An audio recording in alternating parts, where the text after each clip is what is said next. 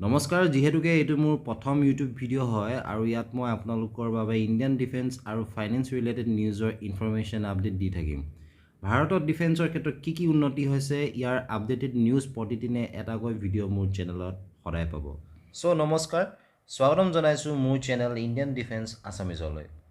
আপোনালোকে জানিব পৰা মতে জেনেৰেল বিপিন ৰাৱত ইণ্ডিয়ান আৰ্মিৰ এজন 4 ষ্টাৰ জেনেৰেল মিলিটাৰী অফিচাৰ আছিলে আৰু the first chief of defence staff মানে CDS of Indian armed forces from January 2020 মানে ভাৰতৰ তিনিওটা সৈন্য বাহিনীৰ সৰ্বোত্তম পদত আছিল তেখেত।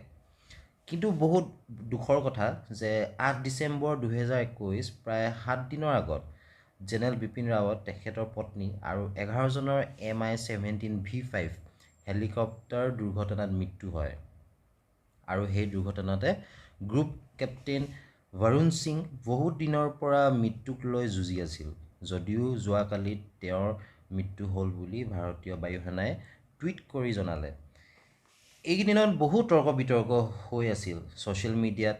বহু লোকে বহু কথা উত্থাপন কৰিছিল, উগ্ৰপন্থী এটেক কৰিছিল, চাইনাই এটেক কৰিছিল, MI-17 V5 হেলিকপ্টাৰখন বেয়া আছিল, বিভিন্ন ধৰণৰ কথা। খবৰৰ মতে হেলিকপ্টাৰখন বতৰ বেয়া কাৰণে কণ্ট্ৰল হেৰুৱাই দুৰ্ঘটনাগ্ৰস্ত হয়।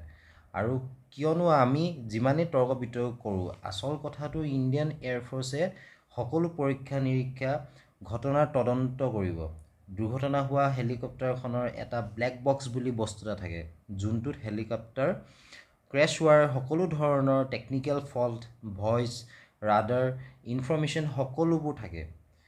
সেয়ে নিশ্চিন্ত থাকক, যেতিয়া কিবা ধৰণৰ বাতৰি আহিব মই আপোনালোকক জনাই দিম আৰু কোনো ধৰণৰ উৰা বাতৰিক বিশ্বাস নকৰিব।